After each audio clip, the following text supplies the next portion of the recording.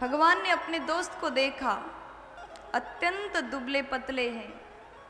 तो भगवान ने पूछा कि तुम लोग इतने दुबले पतले हो, कुछ खाते नहीं हो क्या?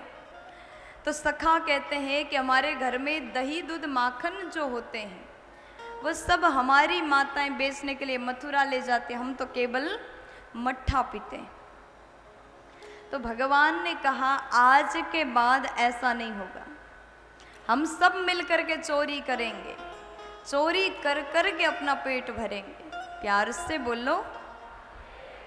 अब भगवान ने एक मंडली बनाया, श्री कृष्ण चोरी मंडली, और उस टीम के, उस मंडली के स्वयं अध्यक्ष बने और सबसे कहा कल से हम चोरी करना प्रारंभ करेंगे।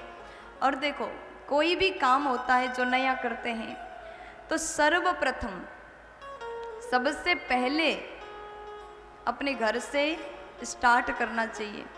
आप कुछ भी करते, गाड़ी चलाना सीखते तो पहले अपने घर में छोटी गाड़ी से शुरू करते हैं।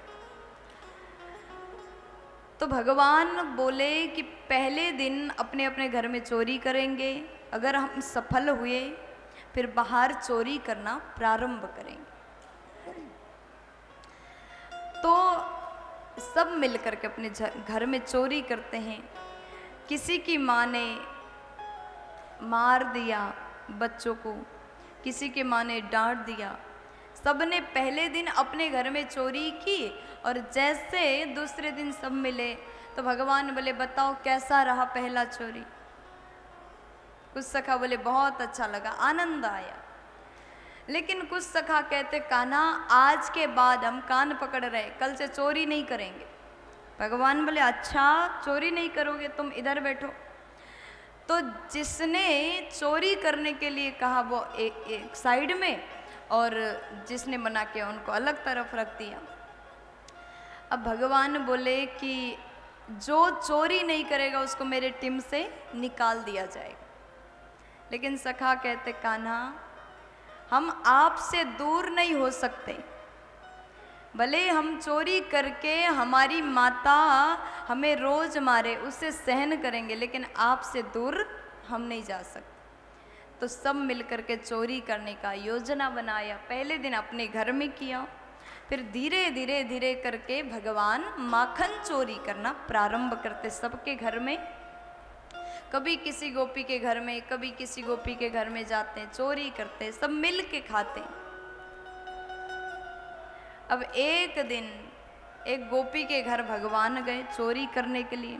भगवान का पूरा टीम गया। जैसे माखन चोरी की तो हुआ क्या, गोपियों को पता चला शायद कृष्ण आकर के चोरी करता है रोज रोज। अब गोपियां जो माखन बना करके रखे शाम को रोज गायब होता है। तो गोपियों के सास ने बहुत ज्यादा डांटा, बहुओं को खूब डांट लगाया, डांट दिया। अब गोपियां सोचती चोरी करे कन्हैया, डांट सुने हम, अब क्या करना चाहिए? तो गोपियों ने जितने मटके थे सबको छुपा दिया। माखन के मटका को छुपाया, कुछ मटकों को ऊपर लटका दिया। अब जैसे भगवान अपने टीम के साथ, मंडली के साथ पहुँचे, वहाँ एक भी मटका नहीं। अब भगवान विचार करते गोपियों का कोई चाल है, सब जगह ढूंढ लिए। अब जैसे चारों ओर देखा कहीं भी मटका नहीं था, तो भगवान का नज़र ऊपर गया, ऊपर लटका हुआ मटका दिखाई दिया। तो यहाँ पर गोपी ने जैसे मटका को लटकाया था और बाहर जाकर के स्वयं छुप गए थे। भगवान ने विचार किया हम तो छोटे छोटे कैसे वहाँ तक पहुँचे, एक के ऊपर दूसरे, दूसरे के ऊपर तीसरे, ऐसे भगवान सबसे ऊपर चढ़े और जैसे माखन निकालने लगे तो देखा कि वहाँ साथ में घंटी भी है, घंटी को भी लटकाया है। अब उसके बाद भगवान ने पूछा कि घंटी तू यहाँ पर है, लेकिन जब हम लोग माखन खाएं तो बिल्कुल बजना मत। घंटी बोली ठीक है, प्यार से बोलो। घंटी ने कहा हम नहीं बजेंगे। और भगवान ने माखन निकाला, सखाओं को खिलाया, माखन निकाल करके बंदरों को खिलाया। और जैसे माखन निकाल करके स्वयं खाने लगे, घंटी बजने लगी। जैसे घंटी बजी, गोपियां दौड़ के आए। जैसे गोपियां आए, सब सखा भाग गए, भगवान ऊपर से गिर गए। गोपी ने हाथ में पकड़ लिया, कहा ना आज तुझे हमने पकड़ लिया, सबूत के साथ पकड़ लिया, अब चल आज तो शिकायत करके ही मानेंगे। भगवान को पकड़ करके खींच करके गोपी ले जा रही। देखो वृंदावन की गोपियां बहुत लंबा घूंघट डालती, यहाँ तो घूंघट है। अब जैसे भगवान को पकड़ करके ले जाती है, भगवान बोले गोपी दर्द हो रहा है, मैं छोटा सा तो हूँ, बहुत तकलीफ हो रही है। भगवान ने खूब मना किया, लेकिन गोपी कहती आज तो हम तुझे छोड़ेंगे नहीं। अब जोर जोर से खींच करके जा रही, भगवान को दर्द हो रहा है, यहाँ तो घूंघट है। तो भगवान ने विचार किया कुछ ना कुछ तो मुझे करना पड़ेगा, ये गोपी इतनी जिद्दी है। तो भगवान को दिखाई दिया, जैसे इधर से जा रहे थे उधर से उस गोपी के पति आ रहा था। तो भगवान बोले उसको बुलाते, पहले इधर आ जा। पति जैसे आए, भगवान ने गोपी से कहा इस हाथ में दर्द हो रही है, इसलिए एक काम करो, दूसरे हाथ में पकड़ लो।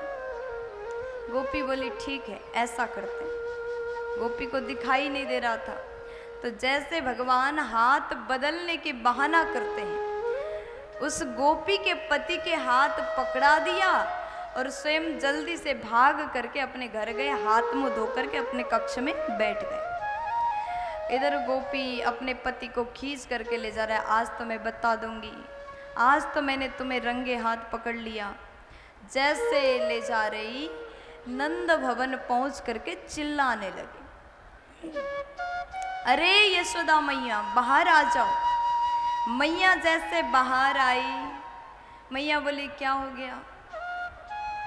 गोपी कहती है कि मैया हम रोज जब शिकायत करने आते ना तो आप बहाना मारती हो, आपने कहा कि मेरे घर में खूब माखन है, मेरे लाला कभी चोरी नहीं करता, लेकिन ये देख लो सबूत के साथ लाई हूँ, तुम्हारा बेटा मेरे घर में चोरी करते हुए पकड़ा गया, ये सामने खड़ा है देख लो।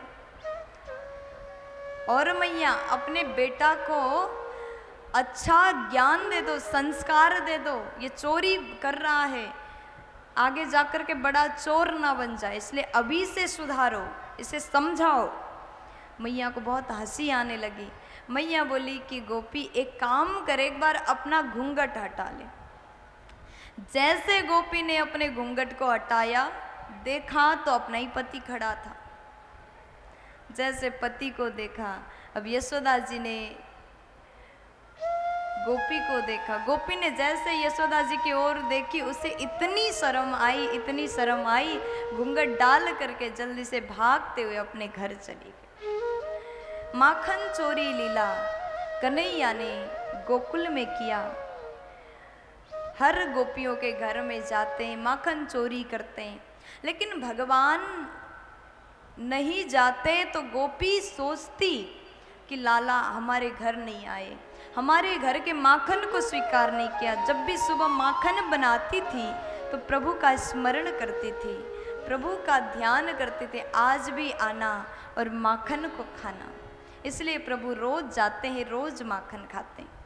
बड़ा ही सुंदर, अति सुंदर माखन चोरी लीला प्रभु ने वृंदावन में गोकुल में किया।